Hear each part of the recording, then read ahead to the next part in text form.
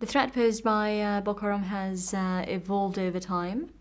If before 2009 they were mostly engaged in violence on people and businesses they considered to be involved in haram activities, that changed after the 2009 military crackdown on the group. They resurfaced a year later, in 2010, on a vengeance-driven campaign on people they considered to be somehow involved in the crackdown. And since then, their attacks grew more sophisticated and their use of violence became more indiscriminate. In mid-2014, they started controlling large swaths of territory. This only changed in February 2015 after a regional intervention. Since then, they went back to a resource-light campaign of suicide bombings and hit-and-run attacks on far-flung settlements. However, they also expanded geographically in that they started retaliating against Lake Chad countries that were part of the regional intervention against them. 2016 has shown that while their capabilities have been reduced, they are still able to stage relatively sophisticated attacks on military bases. And we have seen this in June 2016 in Niger, for example, and a few months later, in October 2016, in Nigeria.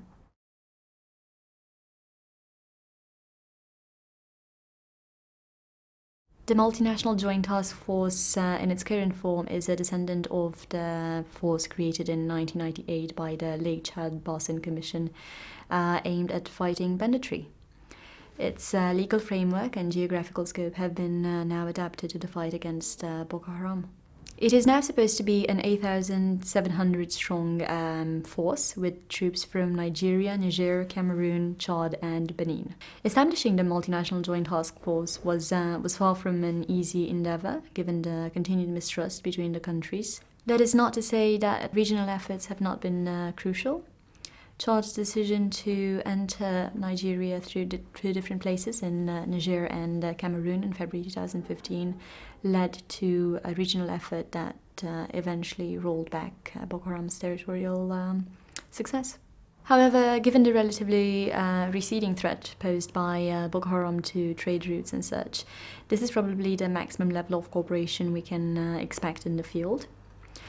The Multinational Joint Task Force will probably remain in place, as it is a way for the Lake Chad countries to receive funding that would otherwise be unavailable bilaterally.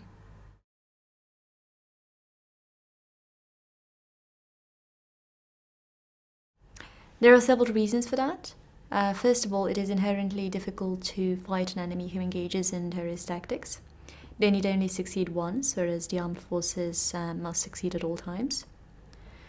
Well, Boko Haram can also be described as a network of networks, which makes it even more unlikely that it could be eliminated in a decisive battle.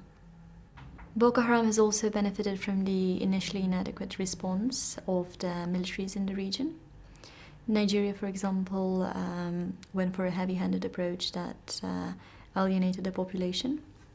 Moreover, the endemic corruption in the military meant that the equipment available was limited, and it was also poorly maintained, making the continuous running of operations difficult. As such, morale among the soldiers was very low, leading to them sometimes leaving the bases rather than fighting Boko Haram. The armed forces are also severely overstretched. For example, Niger is struggling to cope with militants coming in from Mali and Nigeria.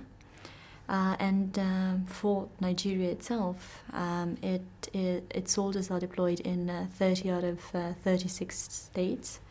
And 2016 has also seen an increase in pipeline sabotage in the Niger Delta. As the Niger Delta is more important economically for the Nigerian government, which relies predominantly on oil production for its revenue, we might see a redistribution in terms of resources from the fight against Boko Haram in the northeast.